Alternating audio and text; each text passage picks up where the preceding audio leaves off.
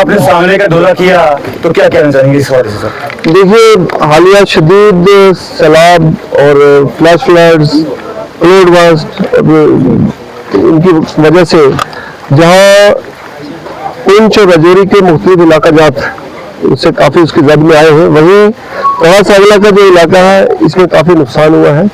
और मैं इस वक्त हम अब्दुल रशीद साहब के यहाँ मौजूद हैं, जिन्होंने अपनी फैमिली के 4 कीमती जो अफराद थे उनको खो दिया। इनके इस दुख की घड़ी में हम शरीक हैं, शामिल हैं। इनके आंसू हमारे आंसू हैं, इनका दर्द हमारा दर्द है।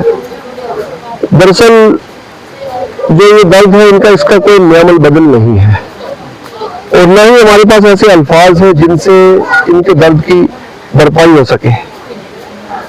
लेकिन कुदरत का जो कानून है, कुदरत के जो अपने रंग और रूप होते हैं, उनका मुकाबला करना बड़ा मुश्किल है किसी इंसान के लिए। तो कीमती जाने चली गई और उसका जो खसारा है वो किसी तरीके से भी पूरा नहीं किया जा सकता सर। लेकिन जब इंसान के पास जाकर दुख की घड़ी में शरीक होता है तो दुख बांटने से कुछ हद तक जो है वो इनका जो दर्द है उसमें हमारी शिरकत होने से कुछ हद तक उसमें कमी जरूर आती है।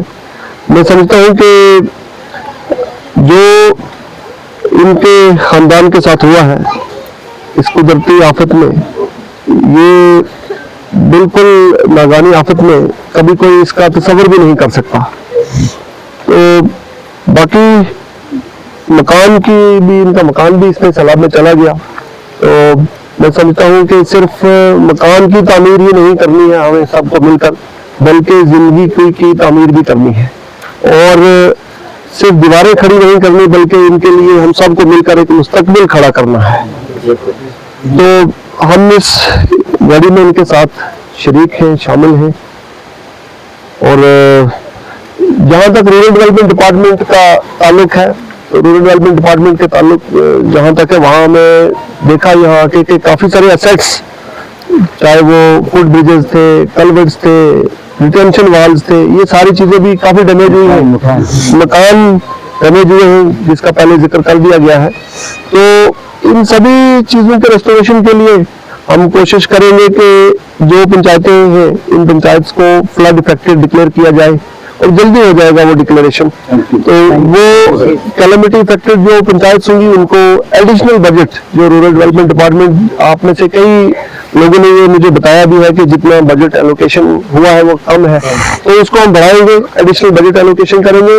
मजीद जो है हम इसमें और स्पेशल रिलैक्सेशन देंगे, जैसे प्रोटेक्शन वर्क जो है आपको पता है कि 20 से ज्यादा एक वक्त में नहीं टेकअप किए जा सकते, वो हम रिलैक्सेशन देंगे, उसमें कोई लिमिट नहीं रखेंगे जितने भी, ताकि आप लोगों की, जिन लोगों की जमीनें खिसक रही है, अभी भी जो मकान खतरे में है, उनको प्रोटेक्शन दिया जाए। दरिया के करीब जहाँ पर पैडी फील्ड्स है, धान के खेत हैं, जहाँ जिन पर लोगों का लाइवलीहुड डिपेंडेंट है, तो उसको भी प्रोटेक्शन देने के लिए हम ये स्पेशल जो रिलैक्सेशन है इसको देंगे।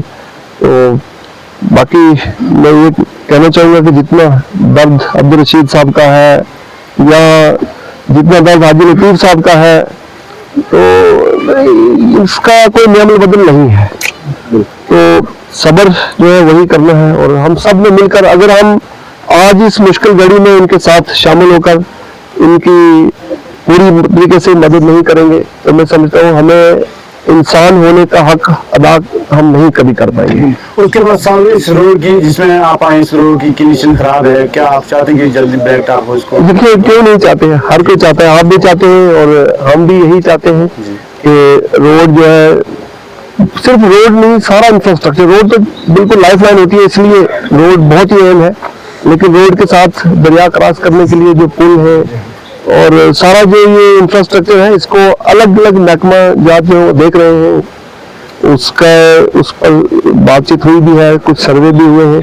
तो सारा जो इंफ्रास्ट्रक्चर है इसको जल्द से जल्द रेस्टोर करने की कोशिश की जाएगी। सर, एक सवाल था कि यहाँ कुछ लोग हमें मिले, जैसे खातून मिली, उनका कहना था कि सर से आप ये कहना, उनकी रिक्वेस्ट थी कि जैसे अगर कोई यहाँ सर्वे के लिए आता है तो वो कुछ लोग रह ना जाए, इसलिए जैसे पर्सन टू पर्सन या डोर टू डोर अगर पहुंचेगा तो उसमें जो है अगर सब गाइडलाइन ये आप पीएमएवाई के सर्वे की बात कर रहे हैं? हाँ, ये अभी लोगों का ही कहना था। देखिए, पीएमएवाई के सर्वे के बारे में मैं बड़ा वाज़ेह तौर पर ये कहना चाहता हूँ कि कोई भी हकदार इंसान, कोई भी हकदार जो शख्स है, उसका हक उसको दिया जाएगा।